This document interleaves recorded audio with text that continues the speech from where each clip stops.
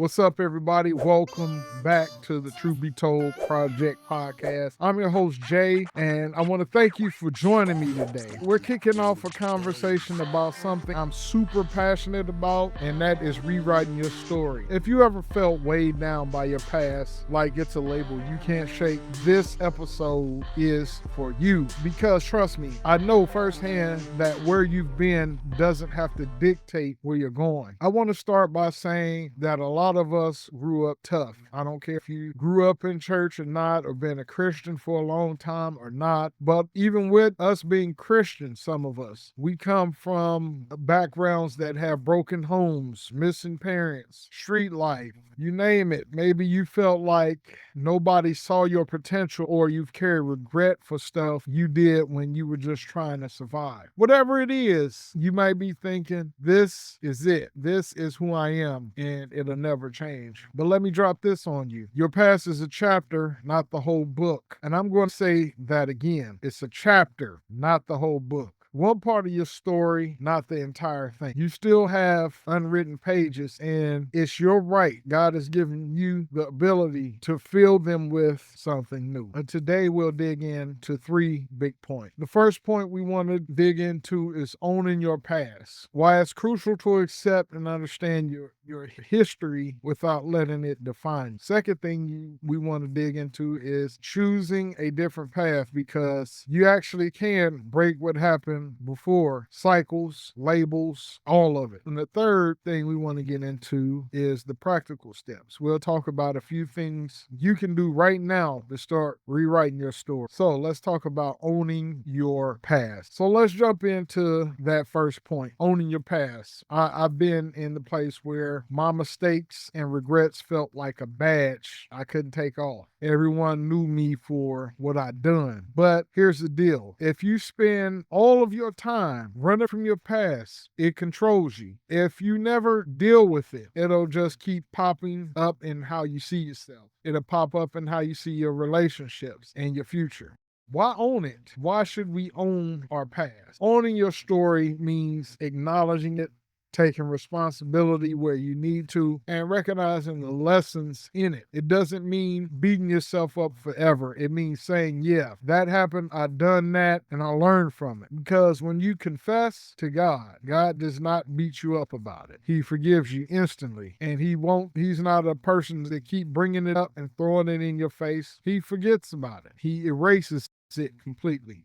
I love this idea that our hardest moments can actually equip us. A lot of street smarts, like recognizing who's real and who's fake, or that strong sense of loyalty, those can be flipped into something positive if you're intentional. Maybe you have to say, I'm not the sum total of my mistakes, I am more. Quick example. Think of someone who grew up hustling. All that hustle can turn into incredible entrepreneurial drive if it's channeled correctly. It's the same skill set, just applied to legitimate, life-giving pursuit. That's part of rewriting your story. You see the good in what you thought was all bad. Next up, choosing a different path. Once you realize your past doesn't have to define your future, you might ask, so how do I actually change? This is where mindset shifts come in, breaking cycles. A lot of us come from generational cycles, violence, addiction, poverty, but someone's got to stand up and say, this stops with me. Maybe your parents didn't show you healthy relationships. Maybe everyone in your family dropped out of school. You can be the one to flip the script. If you're a person of faith, you probably heard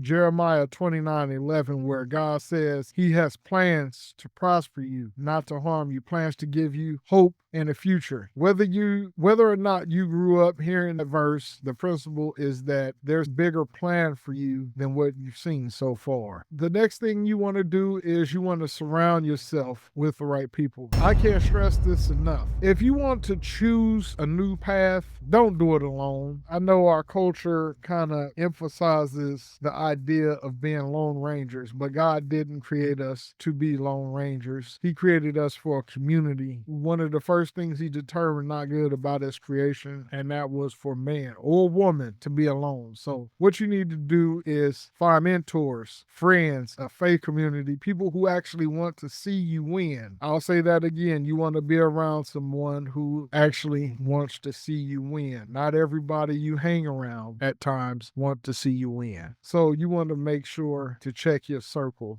constant. Having support transforms everything. It's hard to build a fresh start when everyone around you is stuck in the same old patterns, the same old cycles, making the same old decisions, doing the same old thing. You want to change your circle. You need a fresh start with a fresh circle, fresh people around you who want to see you do good and be better. So what are some practical steps? Let's take some practical steps. Let's get practical. I love having things to help me be practical. I don't like a bunch of theoretical information, or I don't like a bunch of information. I need some practical steps. So the first thing you should do, how do you actually start rewriting your story? Here are a few steps. One, you need to do some reflection and a little journaling. You don't have to be a writer to do this. Just grab a notebook, or you could use a notes app in your phone or tablet or whatever you choose to use. And you want to write down what went wrong, what you wish you done differently, and what you learned. By seeing it in front of you, you gain clarity, you gain self-awareness. You need to be self-aware.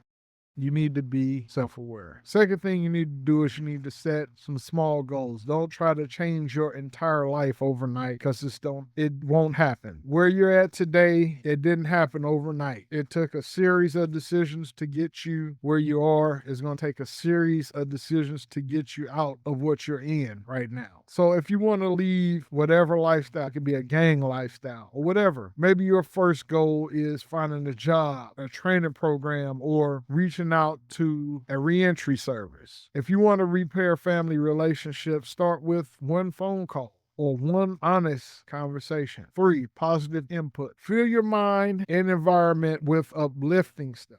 You have to change what you plug into your mental. You have to stop listening to certain music. You want to program it with podcasts, music, books that encourage growth. Limiting screen time or social media can also help, because comparison and negativity often creep in from there. So you want to limit your social media intake. 4th, you want to embrace accountability. It may be a faith leader. It could be an older friend, a family member who's been there for you, or a new community group you trust. Accountability keeps you on track when you feel like slipping back into old patterns. The 5th thing that you want to do is you want to check your progress. Every week, take a few minutes to ask, what changed this week? Where did I struggle and where did I succeed? This self-check helps you adjust your plan in real time. Let me throw in a quick personal note. There was a time I thought my past was permanently branding me. I show up somewhere and I knew people saw me as a lost cause. But over time, through faith, through the right people, and a lot of reflection, I realized I could own my story and reshape it. It didn't happen overnight, but that's how I know you can do it too. If you're breathing, fam, you got potential. So wherever you are, whatever you've done, there is grace, there is hope, and there is a path forward. You just have to decide you want it and take those small, consistent steps. Like I said, it's not going to happen overnight. Where you're at right now in life, it didn't happen overnight. It took a series of decisions over a period, sometimes a long period of time. So you just going to have to reverse it and start deciding to do things different on a consistent basis, not a one-time thing. You have to do it and take it one day at a time, one decision at a time to reverse it. All right, fam, that's a wrap for today's episode on rewriting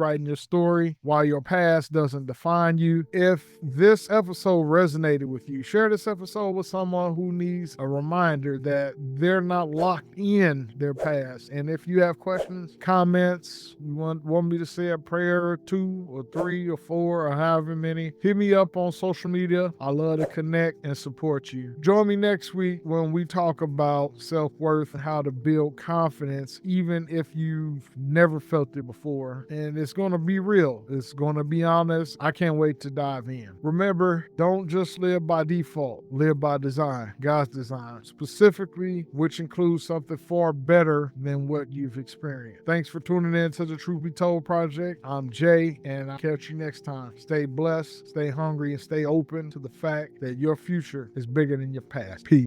Living by design, not just living by default. We are focused on our purpose, we don't compromise our walk. We got faith, we got vision, we are reaching for the stars. Stay true, keep it moving, cause we know just who we are. Yeah, biblical insights, community driven, practical living. Yeah, this is a whole vibe. Together we get it, together we winning. Yeah, here to make an impact that'll last. So welcome to the Truth Be Told Project Podcast.